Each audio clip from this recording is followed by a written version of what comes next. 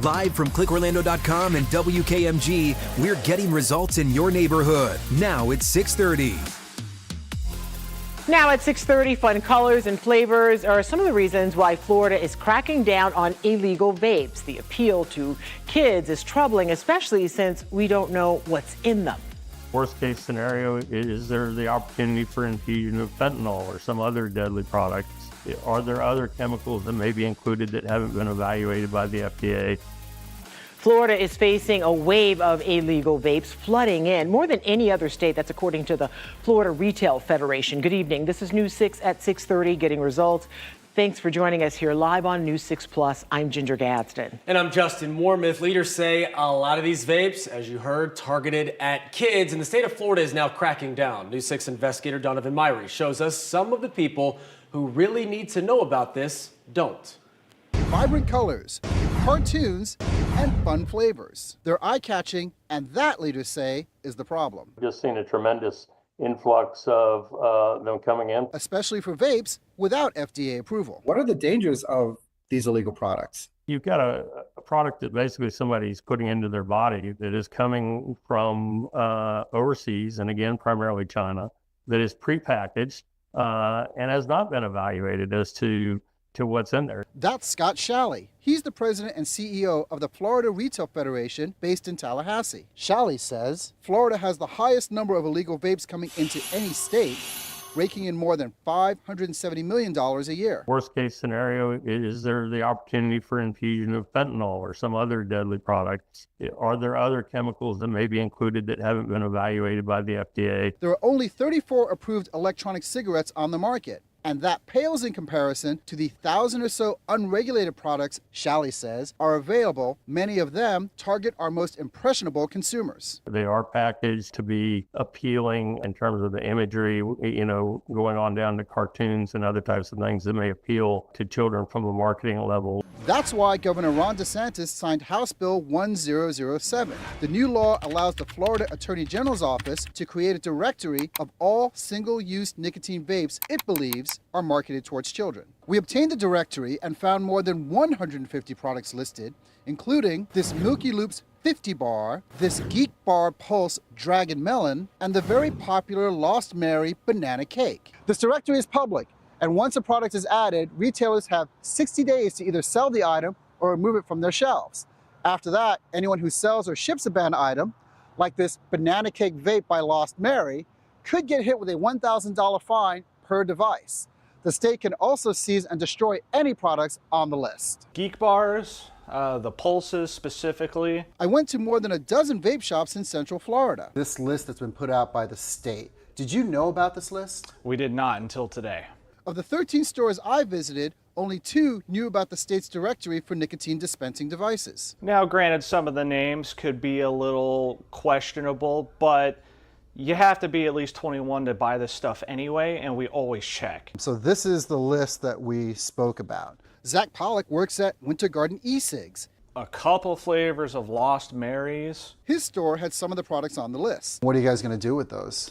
Well, before the date, we'll sell them, and after, we'll comply with the government 100%. Under the law, nicotine manufacturers that sell products on the directory could get hit with a $1,000 fine every day until that item is removed from the market. This also applies to stores, wholesalers, and distributors that ship products into the state. The fines start on March 1st. We asked the Attorney General's office if retailers, distributors, and manufacturers would be notified of products added to the directory. In a statement, a spokesperson says manufacturers receive actual notices of the intended inclusion on the directory, and that anyone can sign up to be notified if a change is made to the list. We don't expect the single operator to be able to keep their fingers directly on the pulse all the time. So we need help in terms of education notices when products are added to the list.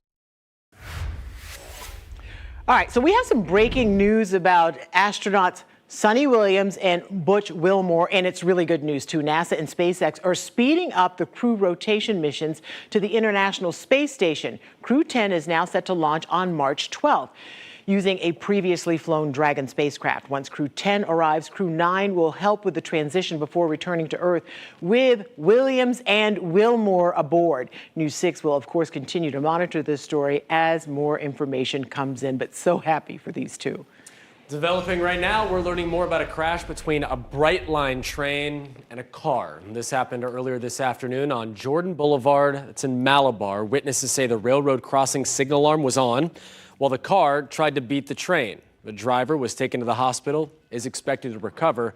The crash is still under investigation. Of course, we'll keep you updated on any new development on air and online on clickorlando.com.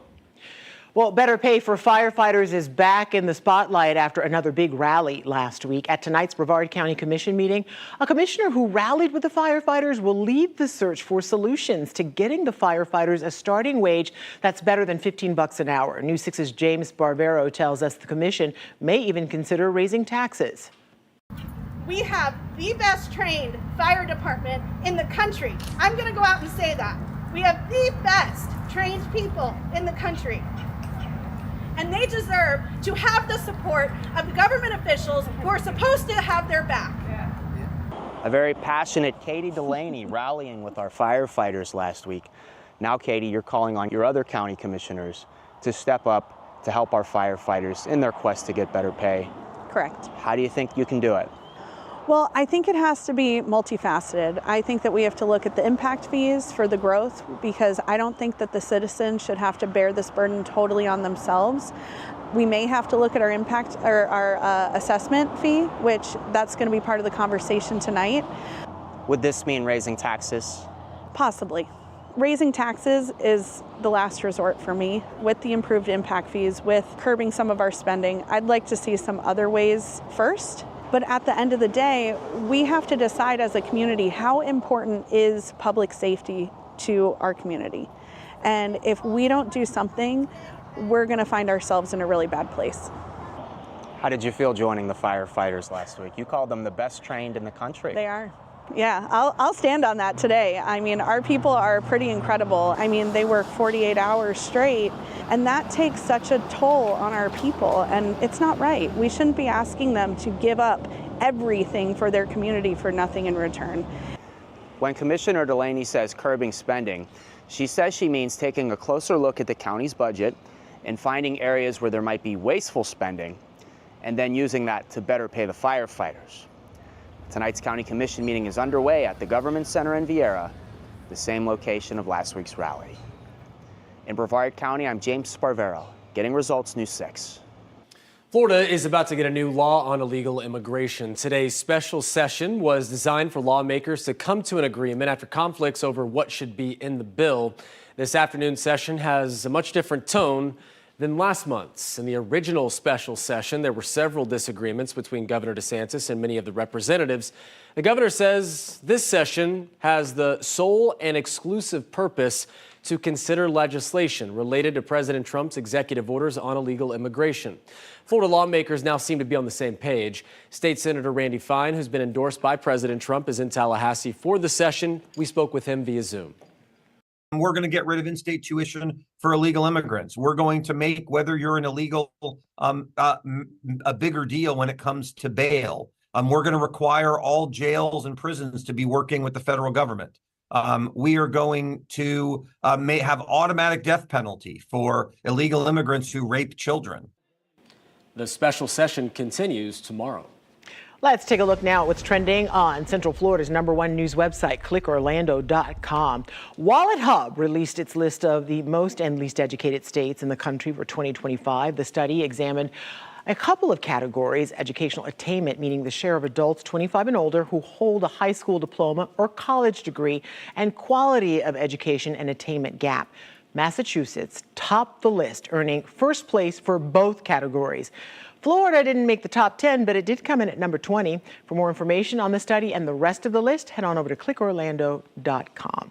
That's a list that sends you, you're from Florida, so 20's the middle of the There's pack. There's room for improvement, but it's not bottom of the barrel. Not bad. I'm Mediocre. from South Carolina. It was 38, so I'm not saying a whole lot. You're better than that. I think I'm right on par with where Florida ranks. Really mediocre. Oh my God. Here's some other stories trending on clickorlando.com. Spirit Airlines revealed their top 5 most searched destinations for spring break in 2025. And all right, top of the list here, Orlando, number 1. 2 other Florida cities not far behind. Spirit Airlines says travelers are looking for those warmer destinations, relaxation, and entertainment options, kind of like Florida has. Also, Vegas has it, and Puerto Rico. Lastly, hundreds of artists will take over downtown Orlando next week with the Immerse Performing Arts Festival. Some headline performers include Blue Man Group, Drawn to Life, that's presented by Cirque du Soleil and Disney, and award-winning Broadway star Michael James Scott. We have all the event information for you on our website, clickorlando.com. All right, Michael James Scott was the genie in Aladdin, and he is super talented. We had a podcast with him, and his mom made a special appearance. That's right. It was so great. I knew I she's so remembered proud. that name, and I remember that interview, and I love how you guys he did was that. wonderful. Yeah, that's great. Wonderful. Well, whether you need help with rent, food, or utilities, United Way is making a difference in Central Florida. Yeah, sure is. Coming up, News 6's Emily McLeod takes us inside the stories of those seeking help and how this service is getting results in our community. Jonathan. Really warm afternoon. If you're outside, then you don't need me to tell you that. Temperatures getting back to the 70s and low 80s still at this hour. Potentially shatter records coming in the pipeline, though. We'll talk about how hot it gets before some big changes in your weekend in about 15 minutes. Watching News 6 at 6:30, live on News 6 Plus. We're getting results in Claremont, Bellevue, and all of Central Florida. We'll be right back. Brought to you by your local Toyota dealers. Toyota, let's go places.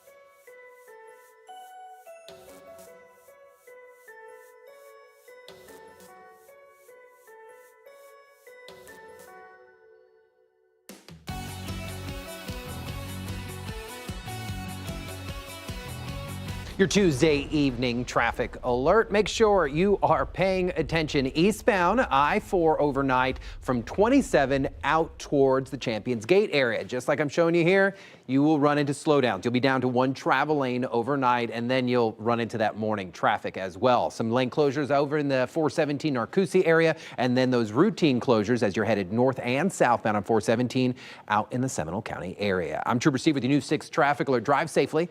I'll catch you in the morning. A guide to community resources across Orange, Osceola, and Seminole counties is just a phone call away. Today, well, it's February 11th, and it's a good time to remind people of United Way's 211 hotline. It is a very valuable tool to help connect those in need with assistance from local, state, and national programs. News 6's Emily McLeod tells us more about the call center and how it could help you. Through its 211 hotline, United Way Heart of Florida wants to help you find the assistance you need to help make ends meet, whether it's for rent, mental health, food, or something else. 211 is an information and referral line for social services, and we help community members get a better understanding of what are some of the services that are available in their community. United Way Heart of Central Florida serves Orange, Osceola, and Seminole counties. In 2024, the organization says the top assistance requests were housing and shelter and utilities. Sometimes we hear stories about people that make some tough decisions whether or not to keep the lights on or to put food on the table. How much does that help someone to get that assistance? Absolutely. Those are situations where families face every day, where you don't know whether to pay the rent or put food on the table. And sometimes when you have an unexpected situation, just that one thing can put you behind where you're now facing possible eviction or having your lights disconnected until that next paycheck, which you might not even know when is coming. According to United Way Heart of Florida, in 2024, there were more than 50,000 housing and shelter assistance requests and more than 20,000 utilities assistance requests across Orange, Osceola, and Seminole counties. Community Assistance Division Manager for Seminole County, Carrie Longsworth, says she's not surprised by those numbers. That is the bulk of the calls that we get into our office are requesting assistance for rent, especially with the cost of housing. Seminole County's rent, mortgage, and utility assistance program just reopened applications in January, and the demand is high. In the last 3 or so weeks, we've had about 150 applications. Wow. So just in that time, the demand is up, and we are getting applications every day on a regular basis that are applying for those services. United Way Heart of Florida's 211 call center is available 24/7. If you are in need of assistance, dial 211. In Seminole County, Emily McLeod, Getting Results, News 6. All right, let's take you outside, give you a live look over Daytona Beach. Obviously, a very important weekend for this city, as so many people are in town for the Daytona 500, and all leads up to that. We have speed weeks underway, and just so many things going on. Usually great weather for the 500. Oh, wait. No. Last year it was moved to Monday. Didn't we talk about this like 3 weeks ago? Like, hey, we're in this really dry stretch. It's probably going to rain for the 500. You nailed it. Yeah. I mean, I could have told you that last year and the year before. I just feel That's like true. race Always weekends here, happens. speed weeks, Yeah. dodging showers.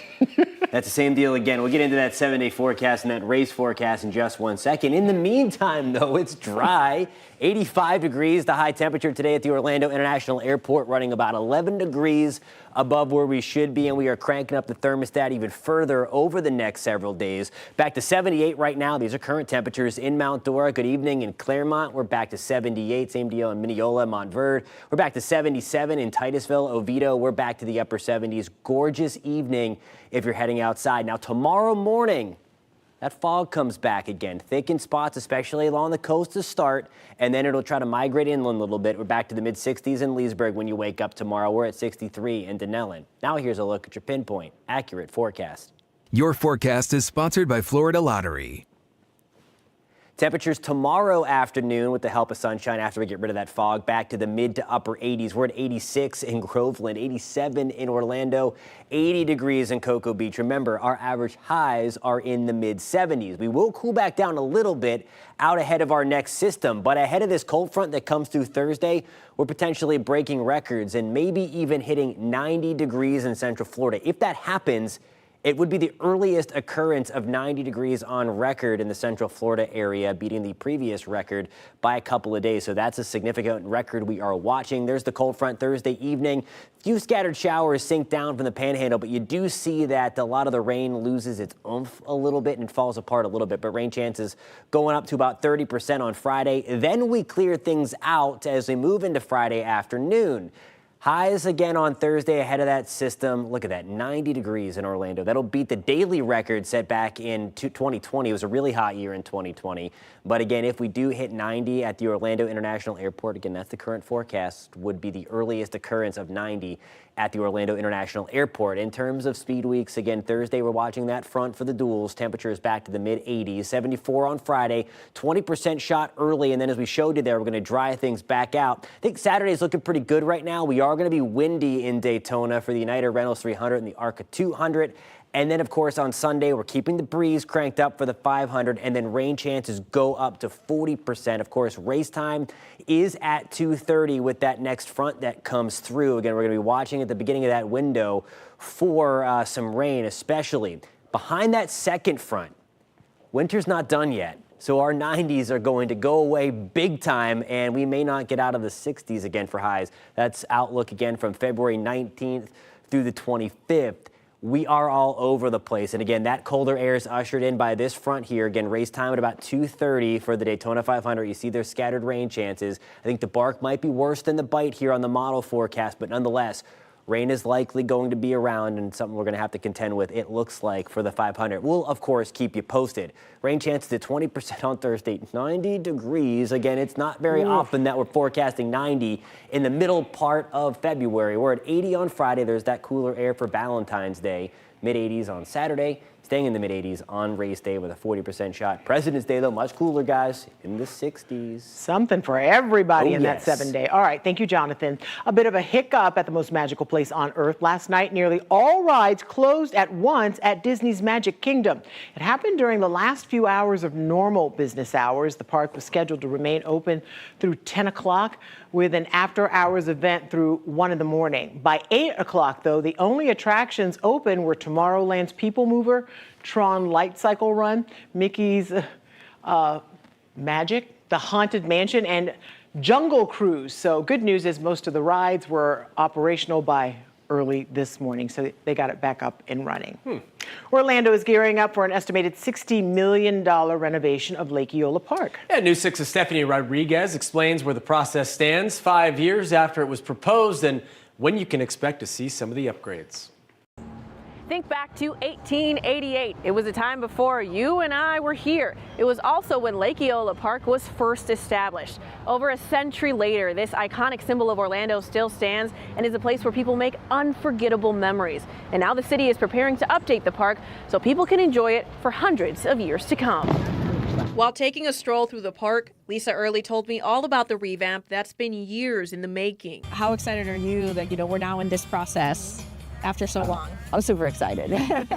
In 2020, the city surveyed you. So we knew the park was ready for a facelift, and so we hired a consultant who developed a master plan, taking into account input from hundreds and hundreds of residents, from city commissioners. Surveys were done to try to get a feel for what people wanted. Now, some of the things people say they like about the park is the amount of flexible open space, the farmers market, and the fact that there's no shortage of wildlife to enjoy. But some dislikes included the Japanese garden. People feel it's not functional and takes up space, and the Robinson Street crossing that respondents called unsafe and unwelcoming. Early says the changes won't be drastic, but will make the park more enjoyable overall. Some changes, like completely redoing the restroom on the east side and the west side of the park, moving the swanboat dock over there to the other side of the park because there's kind of congestion over there when you have the restaurant and then people waiting for swanboat rides. While they have this 160-page master plan that includes adding a shaded area to the amphitheater, a new family zone, and expanding the playground,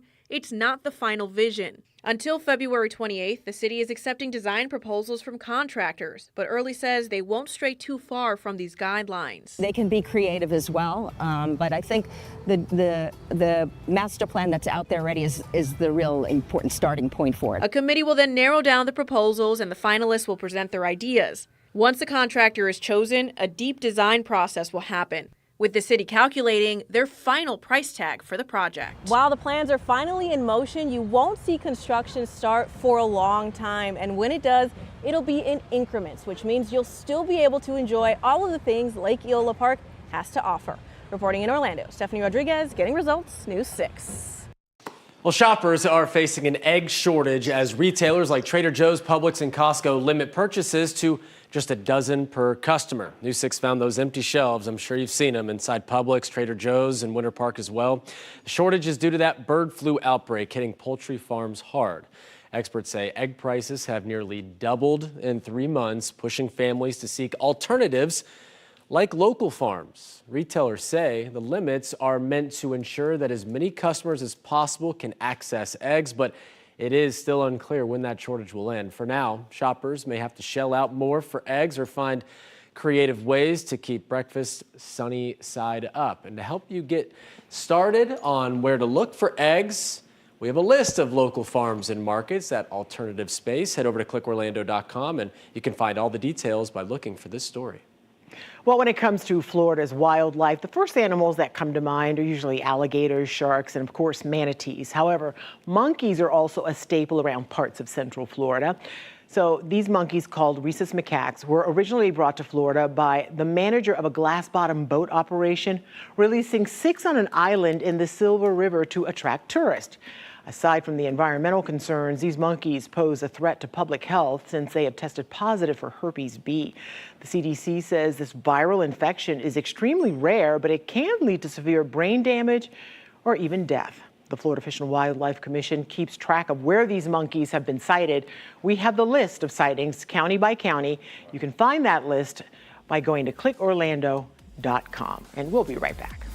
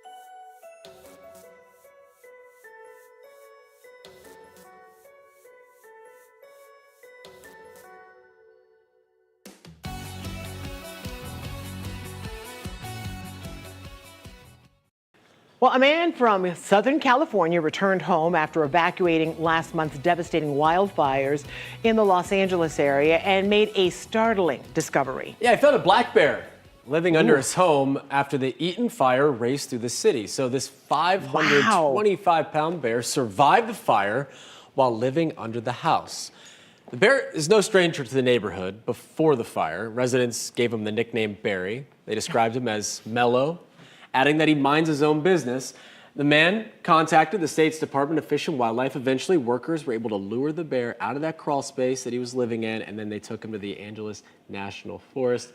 Poor guy. Oh my had been through goodness. so much, probably just terrified. I know. He was probably just waiting for the guy who lives there to come home. He's like, hey, buddy, where you been? He does look like a nice bear, doesn't he? does. Like his face, that little demeanor. It looks puppy-like. Yes. But don't be fooled. Oh, He's of course not. 525 pounds. No, they take care of business, but Yeah, but I'm glad they got him my back out to where he needs to be. like a Poor nice, Barry. sweet I know his name's man. Barry. Barry. Oh.